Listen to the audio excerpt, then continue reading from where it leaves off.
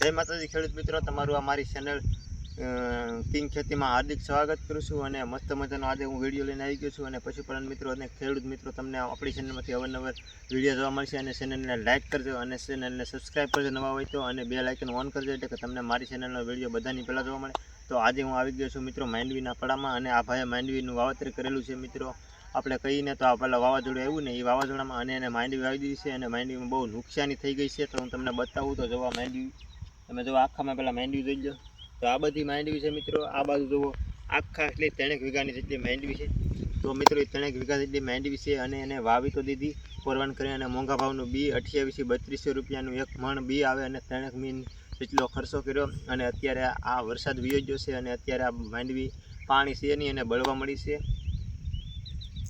પાણી નથી ને માંડવી બળવા મળી છે. અને આ ભાઈ મિત્રો માંડવી તો વાવી દીધી છે, અને હું તમને બતાવું તો અત્યારે 4-5 પાંદડાવાળી માંડવી થઈ ગઈ છે. અને બીજી વાત આપણે એ કરીએ તો માંડવી તો એને મસ્ત મજાની થઈ ગઈ છે, અને અત્યારે પાણી વિનાની લાશ મારે છે, અને પાણી છે નહીં. તો હવે આ માંડવીને મિત્રો આપણે કઈ રીતે ઉજાડવી, આ બહુ વિચારવા જેવું છે. અને હજી આપણે ચોમાસાની વાત કરીએ ને, તો ચોમાસાને હજી 1.5 થી 2 મહિનાની વાર છે. અને વાવણી થશે ને એટલે આપણે વાવણી કરીશું ને તો 1.5 મહિનો જેવો સમય લાગશે. તો આ માંડવીને 1.5 મહિનો આપણે કઈ રીતે લીલી કરીશું. એટલે હું તો કહું છું કે મિત્રો, તમે તો હજી વાવી ન હોય ને આ વાવાઝોડામાં તો વાવતા નહીં. અને પાછું એક વાવાઝોડું આવે છે, એ વાવાઝોડામાં તમને વાવણી લાગે તો વાવતા નહીં, કારણ કે ચોમાસાને બહુ વાર લાગશે. અને વનનું ચોમાસું મિત્રો બહુ થોડુંક મોડું છે, 15-20 દિવસ. એટલે તમારે 2 મહિના જેવી હજી રાહ જોવી પડશે, અને તમે ખોટું બિયારણ ના બગાડતું. એના માટે મારે વિડીયો બનાવવો પડ્યો. અને આ ભાઈને મેં પૂછ્યું ને, તો આ ભાઈ કહે છે કે પાણી છે નહીં ને મારે કરવું છું.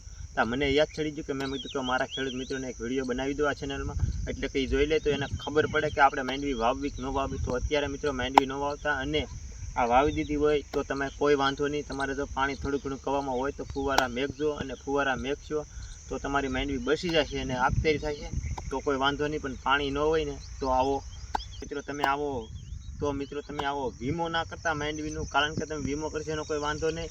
તમે વવરાવાના ભાડા ગણશો, અને બિયારણના ગણશો, અને હાથી ભાડું ગણશો, તો આમાં તમારે ઓછામાં ઓછા 15 થી 20 હજાર રૂપિયાનો ખર્ચો આવશે. અને એ તમારે ખર્ચો ખોટો બગડશે.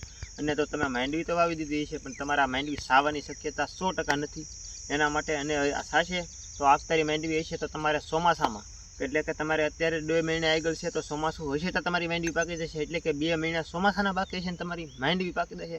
તો તમે આને કઈ રીતે તમે હલરમાં કાઢશો, અને કઈ રીતે તમે મોલ રહેશો. કારણ કે તમે જો અત્યારે ભલે વાવી દે, અત્યારે ઉજાડી દેશો તો પણ તમારે એ ચોમાસામાં તમારી માંડવી પલળી જશે. સારેલું છે, અને આમાં તમારે કોઈ જાતના પૈસા મળવાની આશા નથી. એટલે અત્યારે હું તો કહું ને તો બને એટલી માંડવી મોડી વાવો, કારણ કે તમારે પછી ભાદરવામાં ચોમાસામાં છે ને માંડવી પલળે નહીં, અને તમારે સારી રીતે પાકે. તો બસ આશા કરું છું કે ખેડૂત મિત્રો આજનો વિડીયો આપણો એટલો જ હતો, કારણ કે આ ખાલી થોડીક તમને માહિતી દેવાની. તો ગમ્યો હોય તો ચેનલમાં નવા હોય તો લાઇક કરો ફટાફટ, અને ચેનલને સબસ્ક્રાઈબ કરો, અને તમારા મિત્રોને વધુમાં વધુ શેર કરો, એટલે કે બીજા મિત્રો આવી માંડવીની કોઈ ભૂલ ન કરે. તો મળીએ હવે નવા વિડીયો સાથે. બધાને જય માતાજી.